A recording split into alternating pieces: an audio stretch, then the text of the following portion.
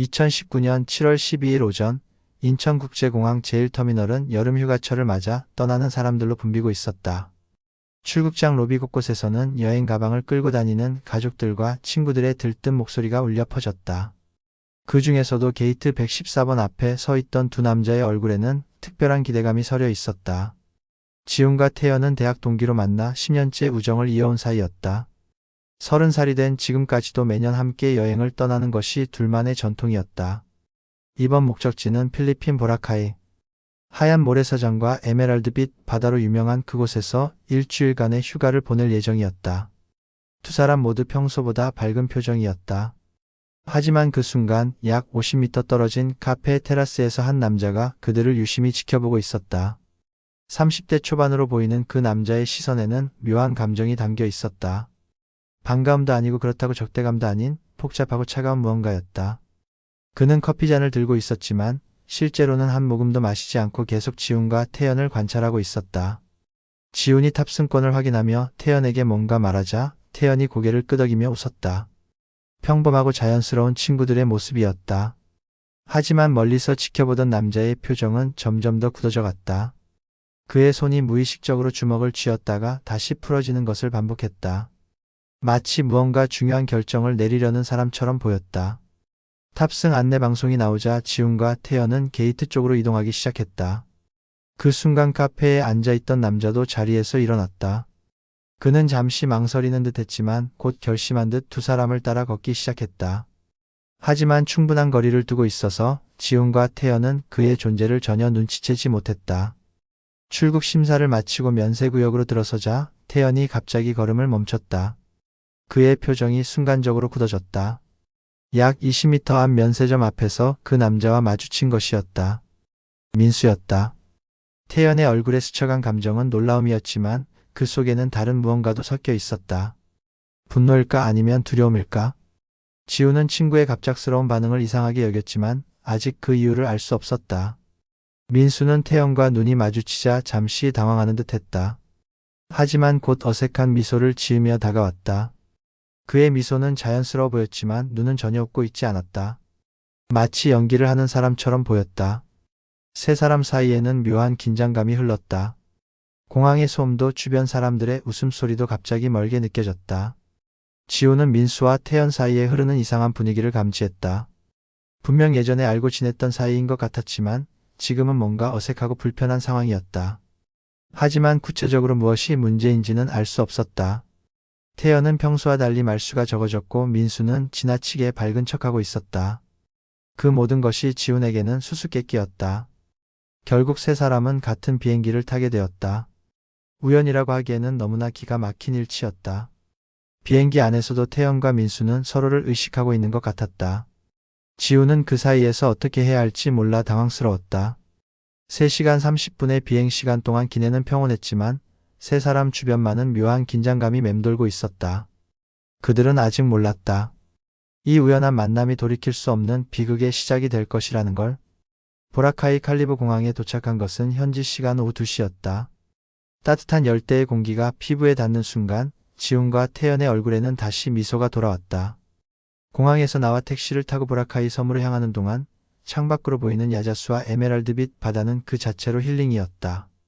민수도 함께 같은 방향으로 가고 있었지만 다른 택시를 탔기 때문에 당분간은 떨어져 있을 수 있었다. 스테이션 1에 위치한 리조트에 도착하자마자 두 사람은 짐을 풀고 곧바로 해변으로 나갔다. 보라카이의 유명한 화이트 비치가 눈앞에 펼쳐졌다. 4km에 달하는 하얀 모래사장과 맑고 투명한 바닷물은 상상했던 것보다 훨씬 아름다웠다. 오후의 햇살이 바다에 반짝이며 다이아몬드처럼 빛나고 있었다. 지훈은 곧바로 바다로 뛰어들었다. 물의 온도는 완벽했다. 너무 차갑지도 뜨겁지도 않은 몸을 감싸주는 듯한 따뜻함이었다. 태연도 뒤따라 물에 들어와 오랜만에 마음껏 수영을 즐겼다. 서울의 답답한 일상을 잊고 자유롭게 물속에서 헤엄치는 기분은 정말 최고였다. 두 사람은 마치 어린아이가 된 것처럼 물장구를 치며 웃어댔다. 오후 4시경 스노클링 장비를 대여해서 바닷속 구경에 나섰다. 보라카이 근처 바다는 산호초가 발달해 있어서 다양한 열대어들을 볼 수 있었다. 노란색, 파란색, 빨간색의 형형색색 물고기들이 산호 사이를 헤엄치는 모습은 정말 환상적이었다. 지우는 방수 카메라로 태연과 물고기들을 찍느라 정신이 없었다. 이 순간들을 모두 기록으로 남기고 싶었다. 해가 서쪽으로 기울어가는 저녁 무렵 두 사람은 해변가 바에서 맥주를 주문했다. 시원한 산미구엘 맥주 한 병씩을 들고 파라솔 아래 비치 체어에 앉아 휴식을 취했다. 바다에서 불어오는 시원한 바람이 하루 종일 뜨거운 햇살에 달궈진 몸을 식혀주었다. 이런 평화로운 순간이 영원히 계속되었으면 좋겠다는 생각이 들었다. 그런데 그때였다. 해변바 반대편에서 민수의 모습이 보였다. 그도 몇 명의 일행과 함께 와서 맥주를 마시고 있었다. 태연이 민수를 발견하는 순간 그의 표정이 미묘하게 변했다. 편안하고 즐거웠던 분위기가 갑자기 어색해졌다. 지우는 태연의 변화를 느꼈지만 여전히 그 이유를 정확히 알 수 없었다. 저녁 식사는 해변가 레스토랑에서 했다. 보라카이에서 유명한 그릴드 시푸드를 주문했다. 신선한 새우와 게 그리고 현지에서 잡은 생선을 숯불에 구워 먹는 맛은 일품이었다. 특히 망고 쉐이크는 정말 달콤하고 시원해서 열대지방의 맛을 제대로 느낄 수 있었다. 음식이 맛있어서 두 사람의 기분도 다시 좋아졌다. 밤이 되자 해변은 또 다른 모습을 보여주었다. 곳곳에 설치된 조명들이 모래사장을 은은하게 비추고 있었고 레스토랑과 바에서 흘러나오는 음악이 로맨틱한 분위기를 만들어냈다. 파도 소리와 함께 들리는 기타 연주는 이곳이 정말 천국 같은 곳임을 실감하게 해주었다. 많은 관광객들이 해변을 거닐며 휴가를 만끽하고 있었다. 두 사람은 밤늦게까지 해변을 산책했다. 달빛이 바다를 비추는 모습은 낮과는 또 다른 아름다움이었다. 잔잔한 파도가 모래사장에 부딪히며 내는 소리는 자연이 만들어내는 최고의 음악이었다. 이런 평화롭고 아름다운 순간들이 계속되기를 바라며 두 사람은 내일의 계획에 대해 이야기했다. 하지만 그들은 몰랐다. 이 평온한 휴양지에서 곧 돌이킬 수 없는 일이 벌어질 것이라는 걸. 보라카이에서의 둘째 날 아침은 완벽한 날씨로 시작되었다. 구름 한 점 없는 맑은 하늘과 적당한 바람이 또 다른 즐거운 하루를 예고하고 있었다. 지훈과 태연은 오전 일찍 일어나 해변에서 조깅을 했다. 부드러운 모래사장을 맨발로 달리는 기분은 도시에서는 절대 느낄 수 없는 특별한 경험이었다. 이른 아침의 해변은 아직 관광객들이 많지 않아서 더욱 평화로웠다. 오전 10시경 리조트 수영장에서 여유로운 시간을 보내고 있을 때였다. 지훈이 수영장 바에서 트로피컬 주스를 주문하러 갔다가 돌아오는 길에 흥미로운 광경을 목격했다. 태연이 낯선 외국인 두 명과 진지하게 대화를 나누고 있었다. 서양인으로 보이는 그들은 정장 차림이었고 뭔가 비즈니스 관련 이야기를 하는 것 같았다. 휴양지에서는 어울리지 않는 분위기였다. 대화가 끝나고 외국인들이 떠난 후 지훈이 태연에게 누구냐고 물었다. 태연은 잠시 망설이더니 그냥 아는 사람들이라고 대답했다. 하지만 그의 표정에는 뭔가 복잡한 감정이 스쳐갔다. 기쁨과 걱정이 뒤섞인 듯한 애매한 표정이었다.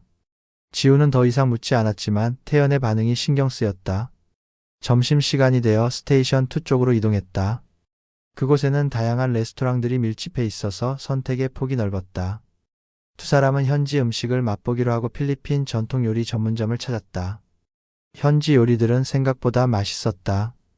특히 망고를 이용한 디저트는 정말 달콤하고 맛있어서 입에서 녹는 것 같았다. 식사를 마치고 나오는데 갑자기 태연의 걸음이 느려졌다. 맞은편 카페 테라스에 민수가 앉아있는 것을 발견한 것이었다. 그런데 민수도 혼자가 아니었다. 아까 태연과 대화했던 외국인 두 명이 민수와 함께 있었다. 세 사람은 뭔가 중요한 이야기를 나누는 것 같았고 민수는 서류 뭉치를 보여주며 설명하고 있었다. 태연의 얼굴이 순간적으로 굳어졌다. 그의 손이 주먹을 쥔 채로 떨리기 시작했다. 분명히 화가 난 것 같았지만 동시에 뭔가 걱정스러운 표정도 보였다. 지훈은 태연의 급격한 변화를 보고 놀랐다. 평소 온화하고 차분한 성격의 태연이 이렇게 감정적으로 변하는 모습은 처음 보는 것이었다. 민수가 고개를 들어 이쪽을 바라보자 태연과 눈이 마주쳤다. 그 순간 둘 사이에는 전기가 통하는 듯한 긴장감이 흘렀다. 민수는 잠시 당황하는 듯했지만 곧 어색한 미소를 지으며 손을 흔들었다. 하지만 태연은 그 인사를 무시하고 다른 방향으로 걸어갔다. 명백히 의도적으로 피하는 모습이었다. 지훈이 무슨 일이냐고 물었지만 태연은 아무것도 아니라고 대답했다.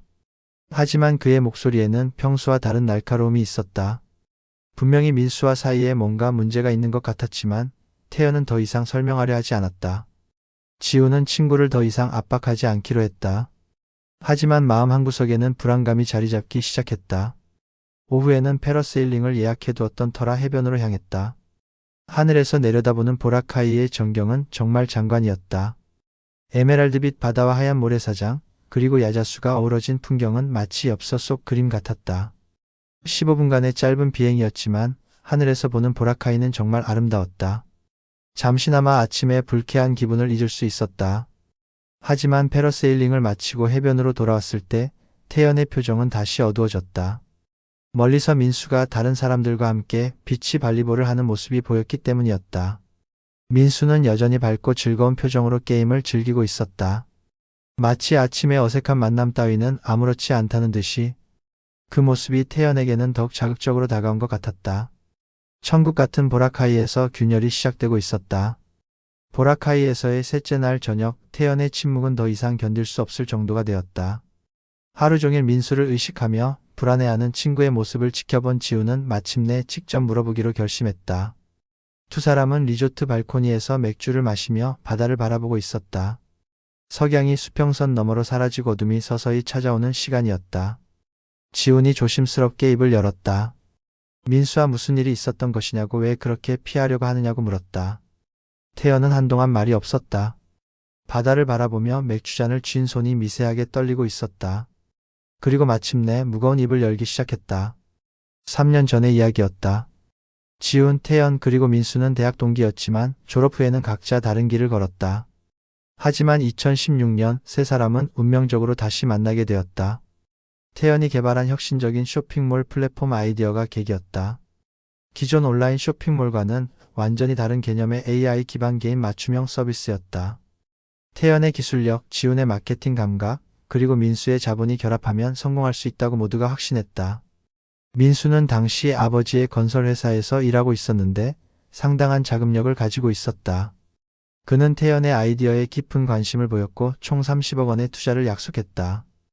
회사명은 넥스트 쇼핑으로 정했고 세 사람은 각각 33%씩 지분을 가지기로 했다.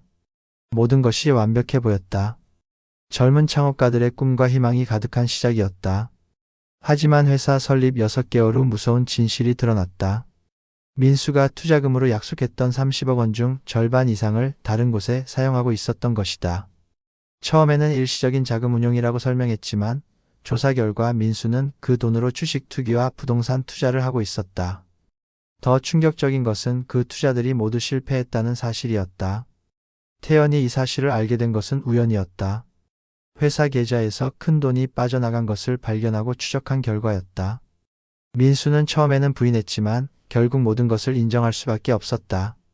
30억 원 중 20억 원이 이미 사라진 상태였고 회사는 급속도로 자금난에 빠졌다. 직원들 월급도 제때 주지 못하는 상황이 되었다. 태연은 즉시 민수를 고소했다. 업무상 횡령과 배임의 혐의였다. 하지만 민수는 교묘하게 법적 허점을 이용했다. 모든 거래가 공동대표 명의로 이루어졌고 사전에 구두로 동의를 받았다고 주장한 것이다. 물론 거짓말이었지만 증명할 수 있는 물적 증거가 부족했다. 계약서에도 세부적인 자금 사용 조건이 명시되어 있지 않았다. 결국 6개월간의 법정 공방 끝에 민수는 무혐의 처분을 받았다. 검찰은 증거 부족을 이유로 기소하지 않았다. 태연은 억울했지만 어쩔 수 없었다. 회사는 결국 문을 닫았고 남은 빚은 태연과 지훈이 나누어 갚아야 했다. 각자 5억 원씩의 빚을 떠안게 된 것이었다. 지훈도 그때서야 상황의 심각성을 깨달았다. 민수는 그 후 해외로 떠났다. 싱가포르에서 새로운 사업을 시작한다고 했다. 아마도 한국에서 더 이상 활동하기 어려워졌기 때문일 것이었다. 하지만 태연은 포기하지 않았다. 3년간 민수의 재산과 행적을 추적하며 추가 증거를 수집했다. 그리고 마침내 결정적인 증거를 확보했다고 지훈에게 말했다. 태연은 백팩에서 태블릿을 꺼내 지훈에게 보여주었다. 화면에는 민수의 해외 계좌 거래 내역과 부동산 취득 관련 서류들이 가득했다. 모두 3년간 수집한 자료들이었다. 이 증거들이 있으면 민수를 다시 고소할 수 있고 이번에는 확실히 처벌받게 할 수 있다고 태연은 확신했다. 그리고 충격적인 사실을 하나 더 털어놓았다. 어제 만났던 외국인들은 민수의 새로운 사업 파트너들이었다는 것이다. 태연은 그들에게 민수의 과거 사기 행각에 대해 모든 것을 폭로했다고 했다. 수십억 원 규모의 계약을 앞두고 있던 그들은 태연의 말을 듣고 크게 동요했고 결국 계약을 재검토하겠다고 했다는 것이었다. 지우는 친구의 이야기를 들으며 복잡한 심정이 되었다. 한편으로는 태연의 억울함이 이해되었지만 다른 한편으로는 이런 식으로 복수하는 것이 옳은 일인지 의문이 들었다. 하지만 태연의 결심은 확고해 보였다. 이번 여행이 끝나면 즉시 한국으로 돌아가서 민수를 재고발할 것이라고 말했다. 3년간의 한이 서린 그 말 속에는 절대 포기하지 않겠다는 의지가 담겨 있었다. 넷째 날 저녁 보라카이의 유명한 선셋 바에서 일이 터졌다. 스테이션 1 해변가에 위치한 그 바는 석양을 보기에 최고의 장소로 유명했다. 하지만 그날 저녁 그곳에서는 아름다운 노을보다 더 강렬한 장면이 벌어졌다. 태연과 지훈이 칵테일을 마시며 석양을 감상하고 있는데 민수가 일행들과 함께 나타났다. 민수는 여전히 밝은 표정이었지만 태연을 보는 순간 그의 얼굴이 굳어졌다. 어제 자신의 사업 파트너들이 갑자기 계약을 보류한다고 연락해왔기 때문이었다. 그 이유를 충분히 짐작할 수 있었다. 처음에는 서로 무시하며 거리를 두고 있었다. 하지만 알코올이 들어가면서 분위기는 점점 험악해졌다. 민수가 먼저 태연에게 다가와 조용히 이야기하자고 했다. 하지만 태연은 그럴 거 없다며 냉정하게 거절했다. 공개적인 자리에서 이야기해도 상관없다고 말했다. 민수의 목소리가 점점 커지기 시작했다. 왜 자신의 사업을 방해하느냐고 과거 일은 이미 법적으로 해결된 것 아니냐고 따졌다. 하지만 태연은 전혀 물러서지 않았다. 오히려 더욱 당당하게 민수를 응시하며 말했다. 법적으로는 해결되었을지 몰라도 도덕적으로는 전혀 해결되지 않았다고. 20억 원을 횡령한 것은 엄연한 범죄라고 목소리를 높였다. 주변 사람들이 하나둘 이들을 쳐다보기 시작했다. 바에 있던 다른 관광객들도 무슨 일인지 궁금해하며 시선을 모았다. 지우는 상황이 악화되는 것을 막으려고 태연을 말렸지만 태연은 이미 흥분 상태였다. 3년간 쌓인 분노가 한꺼번에 폭발하는 것 같았다. 태연은 민수에게 최후 통첩을 던졌다. 내일 한국으로 돌아가면 즉시 검찰에 재고발하겠다고 선언했다. 이번에는 확실한 증거가 있다고 해외 도피도 소용없을 것이라고 말했다. 그리고 민수의 새로운 사업도 모두 망하게 만들어주겠다고 덧붙였다. 차가우면서도 확신에 찬 목소리였다. 민수의 얼굴이 창백해졌다. 그동안 쌓아온 새로운 사업이 모두 무너질 수도 있다는 현실을 깨달은 것이었다. 해외에서 새로 시작한 사업도 아직 불안정한 상태였는데 한국에서 범죄자로 기소된다면 모든 것이 끝날 수도 있었다. 그의 손이 떨리기 시작했다. 민수는 잠시 자리를 떠났다. 화장실에 간다고 하며 바에서 나갔다. 하지만 30분이 지나도 돌아오지 않았다. 지훈이 걱정되어 찾으러 가려고 하는데 민수가 다시 나타났다. 하지만 그의 표정은 전혀 달라져 있었다. 아까의 당황스러운 모습은 사라지고 오히려 차분하고 냉정한 표정이었다. 민수가 태연에게 다가와 제안했다. 밖에서 단둘이 얘기하자고 합의점을 찾아보자고 말했다. 목소리도 한결 차분해졌다. 마치 중요한 결정을 내린 사람처럼 보였다. 태연은 처음에는 거절하려 했지만 민수가 진심으로 사과하고 보상하고 싶다고 하자 마음이 흔들렸다. 지우는 불안했다. 민수의 갑작스러운 변화가 어딘지 부자연스러웠다. 아까까지 화를 내던 사람이 갑자기 이렇게 차분해질 수 있을까? 하지만 태연은 이미 결심을 한 듯했다. 지훈에게 10분만 기다려달라고 금방 돌아오겠다고 말했다. 정말 마지막으로 민수의 말을 들어보겠다고 했다. 두 사람이 발을 나서는 모습을 지켜보며 지훈은 말로 표현할 수 없는 불안감을 느꼈다. 민수의 눈빛에서 뭔가 결심한 듯한 차가운 빛을 보았기 때문이었다. 하지만 이미 두 사람은 어둠 속으로 사라진 후였다. 바에서는 여전히 즐거운 음악이 흘러나오고 있었지만 지훈에게는 모든 것이 불길하게 느껴졌다. 오후 9시 30분 태연과 민수가 바를 떠난 지 정확히 10분이 지났다. 지훈은 시계를 보며 초조하게 기다리고 있었다. 태연이 10분만 기다리라고 했으니 곧 돌아올 것이라고 생각했다. 하지만 그 10분이 무척 길게 느껴졌다. 주변의 웃음소리와 음악이 오히려 더 불안감을 키웠다. 20분이 지났다. 지훈은 자리에서 일어나 바 주변을 둘러보기 시작했다. 혹시 근처 다른 테이블에 앉아 있을지도 모른다고 생각했기 때문이었다. 하지만 아무리 찾아도 두 사람의 모습은 보이지 않았다. 화장실도 확인해봤지만 역시 없었다.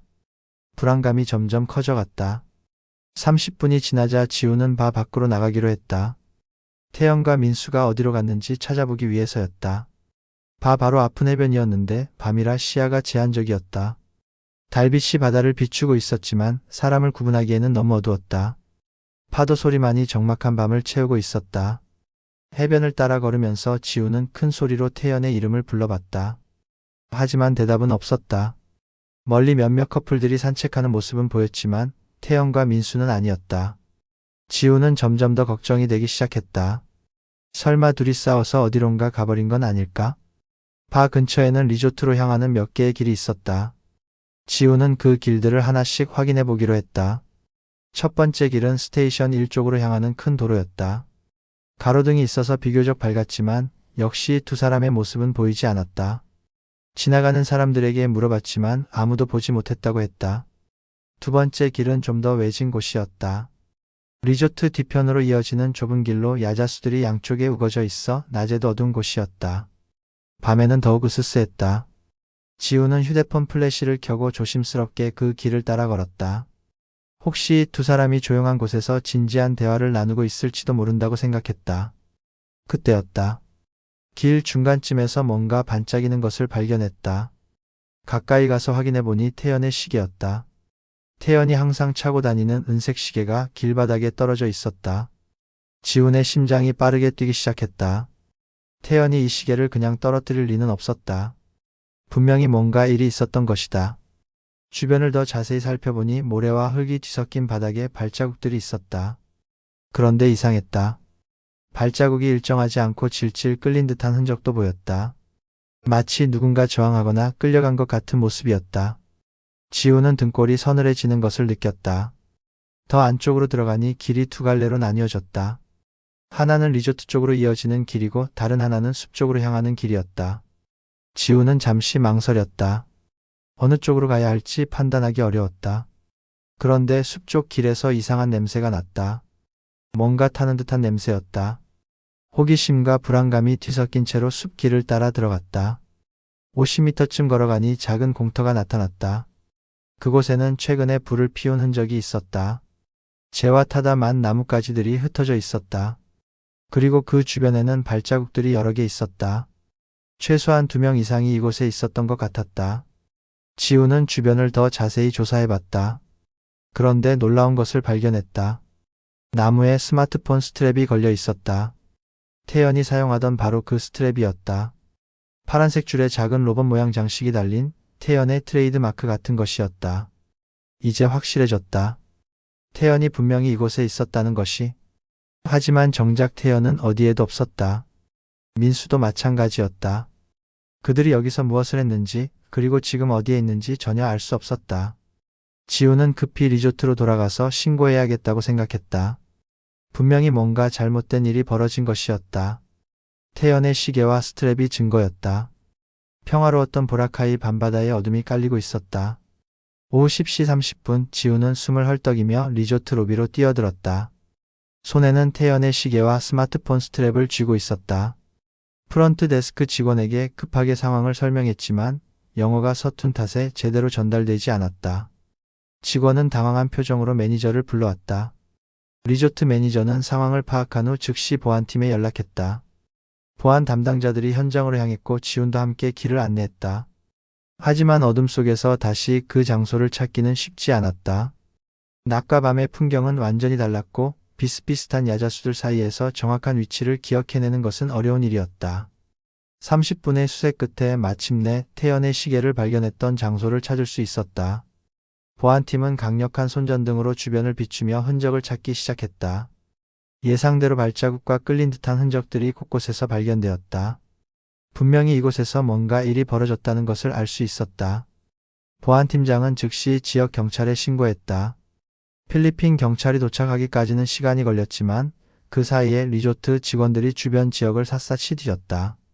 해변가, 숲속, 심지어 다른 리조트까지 연락해서 수상한 인물이 목격되었는지 확인했다. 하지만 태연과 민수에 대한 어떤 정보도 얻을 수 없었다. 자정이 넘어서 경찰이 도착했다. 2명의 경찰관이 왔는데 1명은 영어를 어느 정도 할 수 있어서 지훈과 대화가 가능했다. 지훈은 처음부터 차근차근 상황을 설명했다. 태연과 민수의 과거 갈등, 그날 저녁의 대화, 그리고 두 사람이 사라진 경위까지 모든 것을 말했다. 경찰은 발견된 물품들을 증거로 수거했다. 태연의 시계와 스마트폰 스트랩 그리고 현장의 발자국 사진을 찍었다. 하지만 밤이라는 한계 때문에 정밀한 조사는 어려웠다. 내일 아침 과학수사팀이 와서 본격적인 현장 조사를 하겠다고 했다. 지우는 그날 밤 한잠도 잘 수 없었다. 태연에게 무슨 일이 일어났을까 하는 걱정이 머릿속을 떠나지 않았다. 민수와 함께 사라진 것이 더욱 불안했다. 혹시 둘이 격하게 싸우다가 사고가 난 것은 아닐까? 아니면 민수가 태연에게 해를 끼친 것은 아닐까? 상상만으로도 끔찍했다. 새벽 5시 지우는 다시 현장으로 향했다. 혹시 태연이 돌아왔을지도 모른다는 희망에서였다. 하지만 현장은 여전히 텅 비어 있었다. 오히려 밝은 아침 햇살 아래서 보니 어젯밤의 흔적들이 더욱 선명하게 드러났다. 분명히 이곳에서 격렬한 몸싸움이 있었다는 것을 알 수 있었다. 오전 8시 과학수사팀이 도착했다. 필리핀 경찰의 과학수사 전문가들이 현장을 정밀하게 조사하기 시작했다. 발자국을 따라 이동 경로를 추적하고 혈흔이나 DNA 샘플을 찾기 위해 노력했다. 다행히 큰 혈흔은 발견되지 않았지만 몇 개의 머리카락과 의류 섬유가 나뭇가지에서 발견되었다. 오전 10시 리조트 CCTV 분석 결과가 나왔다. 태연과 민수가 발을 떠나는 모습까지는 명확하게 포착되었다. 두 사람은 해변 쪽으로 걸어갔고 그 후 리조트 뒤편으로 향하는 모습도 확인되었다. 하지만 그 이후 영상에서는 민수 혼자만 나타났다. 새벽 1시 30분경 민수가 혼자서 리조트로 돌아오는 모습이 마지막이었다. 이 CCTV 영상은 결정적인 증거였다. 두 사람이 함께 나갔지만 민수만 혼자 돌아온 것이다. 그렇다면 태연은 어디에 있는 것일까? 경찰은 즉시 민수의 행방을 추적하기 시작했다. 하지만 민수는 이미 리조트에서 체크아웃한 상태였고 공항으로 향했다는 정보만 확인할 수 있었다. 경찰이 공항에 연락했을 때는 이미 늦었다. 민수는 새벽 첫 비행기로 마닐라로 떠난 후였다. 그리고 마닐라에서 다시 다른 행선지로 갈아탔는지는 확인되지 않았다. 마치 계획적으로 도주한 것처럼 보였다. 지우는 절망감에 빠졌다. 가장 중요한 용의자가 사라져버린 것이었다. 태연이 사라진 지 이틀째 되는 날, 지우는 경찰서에서 하루 종일 조사를 받았다. 경찰은 지훈도 용의자 중 하나로 보고 있었다. 태연과 가장 가까운 사이였고 마지막 순간까지 함께 있었기 때문이었다. 지우는 모든 질문에 성실하게 답했지만 의심의 눈초리를 받는 것은 괴로운 일이었다. 경찰 조사 과정에서 더 많은 용의자들이 등장했다. 리조트 보안팀 조사 결과 태연이 사라진 그날 밤에 여러 수상한 인물들의 움직임이 포착되었기 때문이었다. 첫 번째는 리조트 청소 담당 직원이었다. 평소와 달리 늦은 시간까지 리조트 뒤편에서 작업을 하고 있었다는 것이었다. 두 번째 용의자는 현지 갱단과 연관된 인물들이었다. 최근 보라카이에서 외국인 관광객을 대상으로 한 강도 사건이 증가하고 있었고 그날 밤에도 수상한 오토바이 소리가 목격되었다는 증언이 있었다. 경찰은 이들이 태연을 납치했을 가능성도 염두에 두고 수사를 진행했다. 세 번째는 다른 관광객 그룹이었다. 태연과 민수가 바에서 언쟁을 벌일 때 옆 테이블에 앉아있던 관광객들이 있었는데 그들도 그날 밤 늦게까지 해변 근처에 있었다는 것이 확인되었다. 술에 취한 상태에서 태연과 시비가 붙었을 가능성도 배제할 수 없었다. 하지만 지훈에게는 민수가 가장 유력한 용의자로 보였다. CCTV에서 확인된 바와 같이 태연과 함께 나갔다가 혼자 돌아온 것이 가장 강력한 증거였다. 더욱이 3년 전 사업 갈등과 그날 밤에 격한 언쟁까지 고려하면 충분한 동기가 있었다. 지훈은 경찰에게 민수 추적에 더 집중해달라고 요청했다. 셋째 날 저녁 지훈이 리조트로 돌아왔을 때 충격적인 것을 발견했다. 방문 아래에 쪽지 하나가 밀려 있었다. 손으로 쓴 글씨로 더 이상 파고들지 마라. 내 친구처럼 되고 싶지 않다면이라고 적혀 있었다. 지훈의 등골이 서늘해졌다. 누군가 자신을 위협하고 있는 것이었다. 지훈은 즉시 이 쪽지를 경찰에게 신고했다.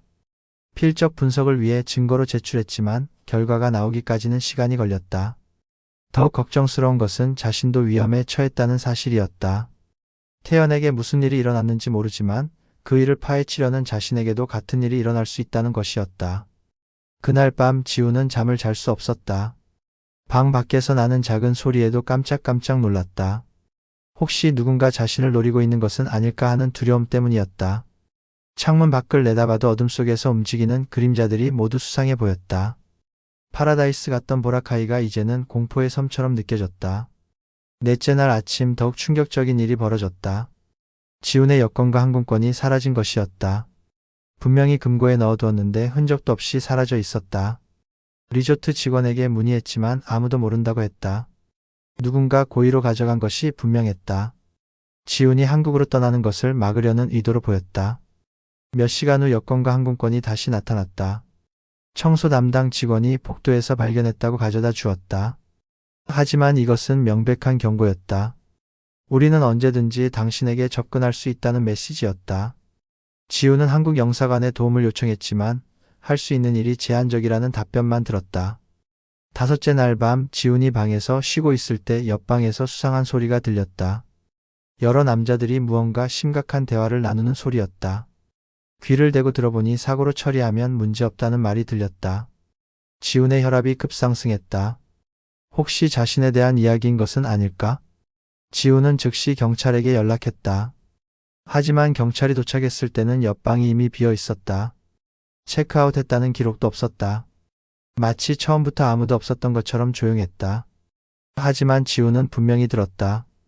누군가 자신을 해치려는 계획을 세우고 있다는 것을. 이제 지훈은 확신했다. 태연의 실종이 단순한 사고가 아니라는 것을. 그리고 자신도 같은 위험에 처해 있다는 것을.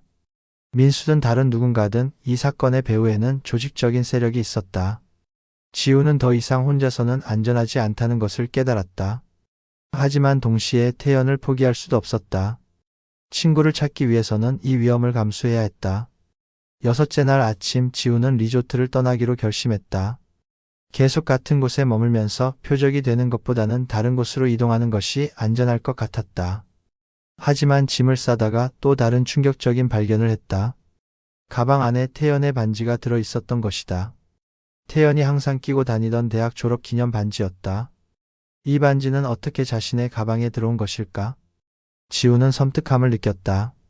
누군가 자신의 방에 자유롭게 드나들 수 있다는 것이고 더 나아가 태연에게 무슨 일이 일어났는지 알고 있다는 증거였다. 이것은 단순한 위협을 넘어선 심리적 고문이었다. 지훈은 즉시 이 반지를 경찰에게 신고했다.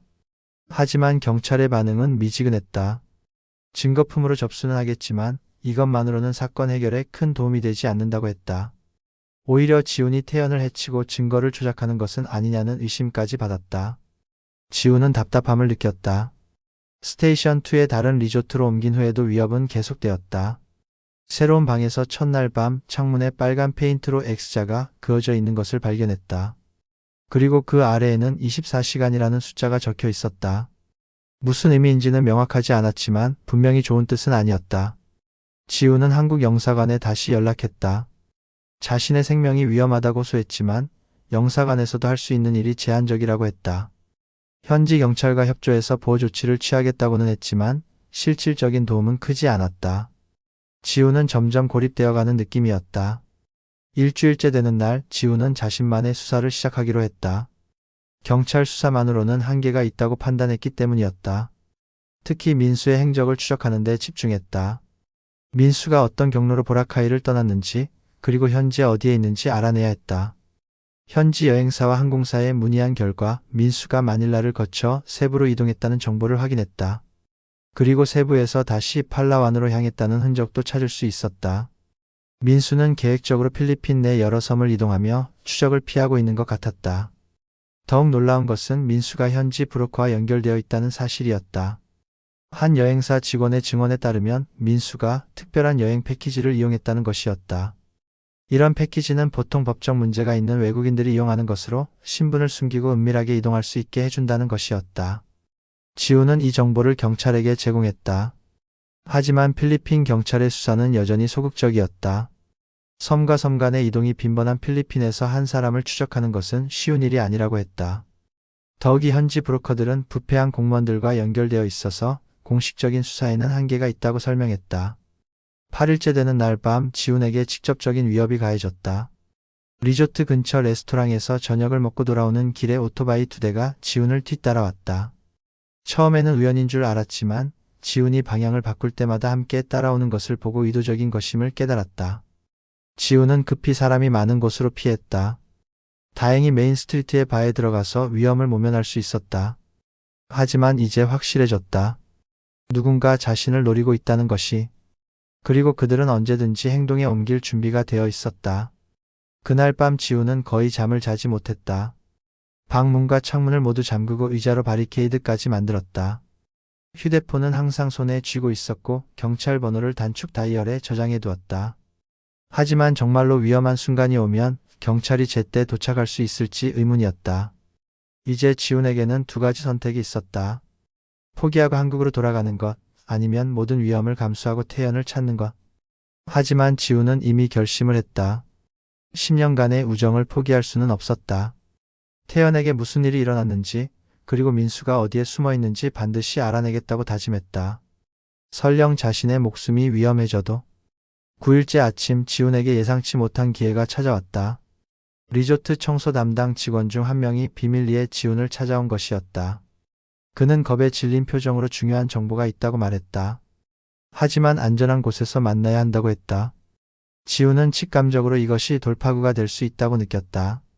그날 오후 보라카이 북쪽 외딴 해변에서 만난 직원은 충격적인 사실을 털어놓았다. 그날 밤 자신이 리조트 뒤편에서 쓰레기를 정리하던 중 민수를 목격했다는 것이었다. 민수는 혼자가 아니었다. 현지인 2명과 함께 있었고 그들은 뭔가 무거운 것을 끌고 있었다고 했다. 그리고 그것이 사람처럼 보였다고 증언했다. 더욱 충격적인 것은 그 직원이 몰래 촬영한 동영상이 있다는 것이었다. 화질은 좋지 않았지만 분명히 민수와 현지인들이 태연으로 보이는 사람을 끌고 가는 모습이 담겨 있었다. 태연은 의식을 잃은 상태로 보였고 민수는 뭔가 지시하는 듯한 모습이었다. 이것은 결정적인 증거였다. 하지만 그 직원은 두려워하고 있었다. 현지 브로커들이 자신을 위협했다는 것이었다. 입을 다물지 않으면 가족에게 해를 끼치겠다고 협박받았다고 했다. 그래서 지금까지 경찰에게 말하지 못했다는 것이었다. 지우는 그를 설득해서 용기를 내어 증언해달라고 부탁했다. 지우는 즉시 이 동영상을 경찰에게 제출했다.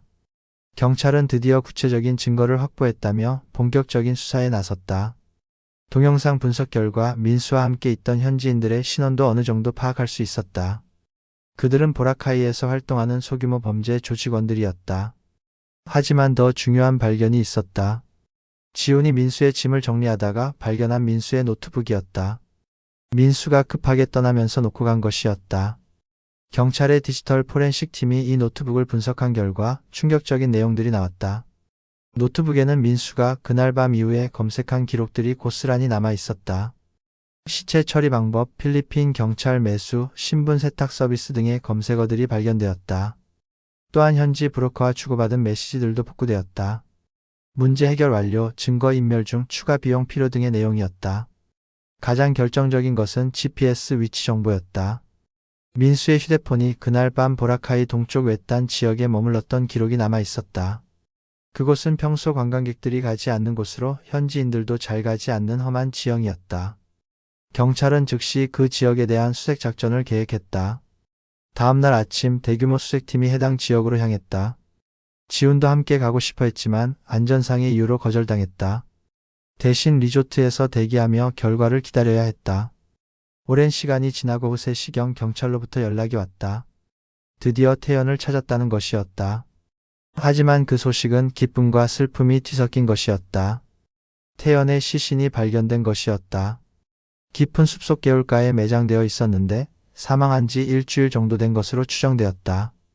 부검 결과 둔기에 의한 타살로 판명되었다. 머리 부위에 치명적인 타격을 받았고 즉사했을 것으로 보인다고 했다. 지우는 친구의 죽음을 확인하는 순간 무너져 내렸다. 그동안 품고 있던 희망이 완전히 사라진 것이었다. 태연은 정말로 죽었고 민수가 그를 죽인 것이었다.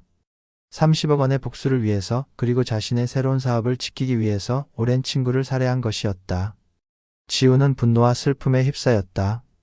현장에서 발견된 추가 증거들도 민수의 범행을 뒷받침했다.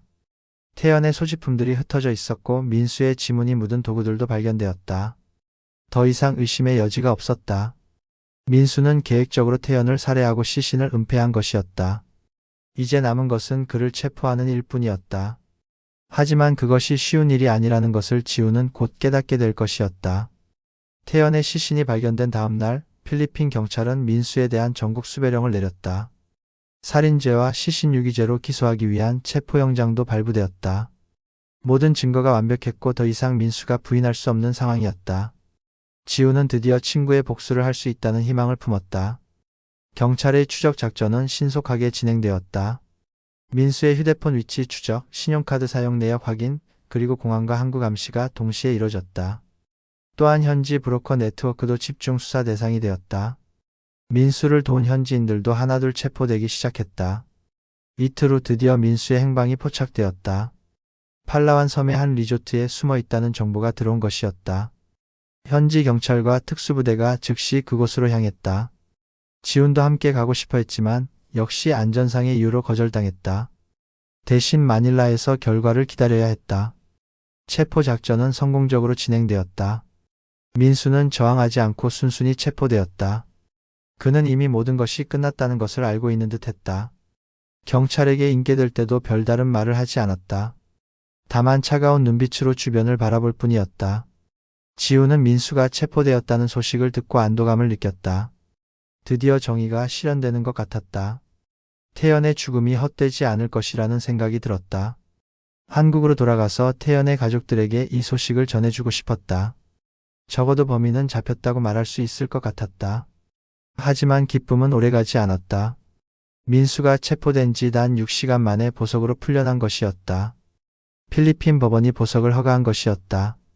보석금은 100만 페소 하나로 약 2천만 원이었다. 민수에게는 그리 큰 돈이 아니었다. 더욱 충격적인 것은 이 모든 것이 미리 계획된 것처럼 보인다는 점이었다. 나중에 알려진 사실이지만 민수는 체포되기 전부터 현지 변호사와 브로커들을 통해 모든 것을 준비하고 있었다. 보석 허가는 물론이고 판사와 검사들까지 매수한 것으로 보였다. 필리핀의 부패한 사법 시스템을 이용해 완벽한 도주 계획을 세운 것이었다. 민수가 보석으로 풀려난 그날 밤 그는 흔적도 없이 사라졌다. 경찰이 숙소를 확인했을 때는 이미 빈 방만 남아 있었다. 브로커들의 도움으로 다른 섬으로 이동한 것으로 추정되었다. 이번에는 더욱 은밀하게 그리고 더욱 계획적으로 도주한 것이었다. 한국 검찰은 즉시 필리핀 정부에 범죄인 인도를 요청했다. 하지만 필리핀 측의 반응은 미지근했다. 아직 수사가 진행 중이라는 이유로 인도를 거부했다. 실제로는 민수를 놓쳐버린 것을 숨기기 위한 핑계에 불과했다. 필리핀 경찰도 체면상 열심히 찾는 척하고 있었지만 실질적인 노력은 하지 않는 것 같았다. 6개월이 지나도록 민수의 행방은 묘연했다. 필리핀 내 여러 섬을 전전하고 있다는 소문만 들릴 뿐이었다. 한국 정부는 계속해서 필리핀 정부에 압력을 가했지만 큰 효과는 없었다. 오히려 시간이 지날수록 관심이 줄어들어가는 것 같았다. 그리고 1년 후 더욱 충격적인 소식이 들려왔다. 민수가 필리핀을 떠나 말레이시아로 미리국했다는 정보였다. 이제 한국과 필리핀 범죄인 인도협정 자체가 무의미해진 것이었다. 말레이시아와는 범죄인 인도협정이 제대로 체결되어 있지 않았기 때문에 민수를 한국으로 송환시키는 것은 거의 불가능해졌다. 지우는 절망감에 빠졌다. 완벽한 증거가 있었고 범인도 체포했었는데 결국 모든 것이 무너져 내린 것이었다. 돈과 부패 그리고 국경이라는 장벽 앞에서 정의는 무력했다. 태연의 죽음은 여전히 보복받지 못한 채로 남게 되었다. 이것이 현실이었다. 잔혹하고 불공평한 현실이었다. 2025년 현재 태연이 죽은 지 6년이 흘렀다. 지우는 여전히 민수를 추적하고 있지만 이제는 거의 희망을 포기한 상태다. 한국 정부도 공식적으로는 계속 노력하고 있다고 말하지만 실질적으로는 다른 사건들에 밀려 우선순위가 낮아진 것이 현실이다. 민수는 현재 말레이시아 쿠알라룸푸르에서 한국인 관광 가이드로 활동하고 있다는 정보가 확인되었다. 그는 새로운 이름으로 신분을 세탁했고 현지에서 합법적인 사업을 하고 있는 것처럼 보인다. 심지어 자신의 SNS 계정에는 여유로운 일상 사진들을 올리며 평범한 삶을 살고 있는 척하고 있다. 가장 충격적인 것은 민수가 보라카이 추억 여행 패키지를 판매하고 있다는 사실이었다. 자신이 살인을 저지른 바로 그 장소를 관광상품으로 만든 것이었다. 이는 명백히 피해자 가족과 지훈을 조롱하는 행위였다. 하지만 말레이시아 법률로는 이를 막을 방법이 없었다. 태연의 가족들은 여전히 고통받고 있다. 태연의 어머니는 아들의 죽음을 받아들이지 못하고 있고 아버지는 민수를 직접 찾아가겠다며 여러 차례 말레이시아 여행을 시도했다. 하지만 가족들이 말렸고 실제로 가봤자 할 수 있는 일이 없다는 것을 알기 때문에 포기할 수밖에 없었다. 매년 태연의 기일이면 가족들은 새로운 고소를 시도한다. 한국 검찰에 수사 재개를 요청하고 외교부에는 더 강력한 압력을 가해달라고 소한다. 하지만 매번 돌아오는 답변은 비슷하다. 최선을 다하고 있지만 현실적인 한계가 있다는 것이다. 지훈도 개인적으로 민수를 추적하고 있다. 사설 탐정을 고용해서 민수의 일상을 조사하고 있지만 그것만으로는 민수를 한국으로 데려올 수 없다. 오히려 민수는 자신이 감시받고 있다는 것을 알고 있는 듯하다. 가끔씩 지훈에게 메시지를 보내서 조롱하기도 한다. 가장 최근에 온 메시지는 잘 지내냐? 보라카이 여행은 어땠냐? 는 내용이었다. 민수는 여전히 뻔뻔했고 자신이 저지른 일에 대해 전혀 반성하지 않는 것 같았다. 오히려 자신의 성공적인 도주를 자랑하는 것처럼 보였다. 지훈은 그런 메시지를 받을 때마다 분노가 치밀어 올랐지만 할 수 있는 것은 아무것도 없었다. 한국의 미디어도 가끔씩 이 사건을 다룬다. 해외에서 살인을 저지르고도 처벌받지 않는 범죄자, 국경을 넘나드는 범죄의 한계 등의 제목으로 기사가 나오지만 사회적 관심은 오래가지 않는다. 새로운 사건들이 계속 터지기 때문에 5년 전 사건은 점점 잊혀져 가고 있다. 국제법 전문가들은 이 사건을 범죄인 인도협정의 한계를 보여주는 대표적 사례로 꼽는다. 특히 동남아시아 지역의 부패한 사법 시스템과 국경 간 범죄 처벌의 공백을 보여주는 사례라고 평가한다. 하지만 학술적 분석만으로는 피해자 가족들의 상처를 치유할 수 없다. 지훈은 가끔 보라카이를 다시 찾는다. 태연과 마지막으로 함께했던 그 해변에서 친구를 추모하기 위해서다. 그곳은 여전히 아름답다. 하얀 모래사장과 에메랄드빛 바다, 그리고 석양은 5년 전과 똑같다. 하지만 지훈에게는 더 이상 천국 같은 곳이 아니다. 친구를 잃은 곳이고 정의가 실현되지 않은 곳이다. 민수는 지금도 어딘가에서 자유롭게 살고 있다. 돈만 있으면 살인도 무죄가 되는 현실, 국경만 넘으면 범죄자도 평범한 시민이 될 수 있는 시스템. 이것이 지훈이 목격한 세상의 진짜 모습이었다. 태연의 죽음은 여전히 보복받지 못한 채로 남아있고 민수는 오늘도 말레이시아 어딘가에서 보라카이 추억 여행을 판매하고 있을 것이다. 이것이 현실이었다. 잔혹하고 불공평한 하지만 바꿀 수 없는 현실이었다.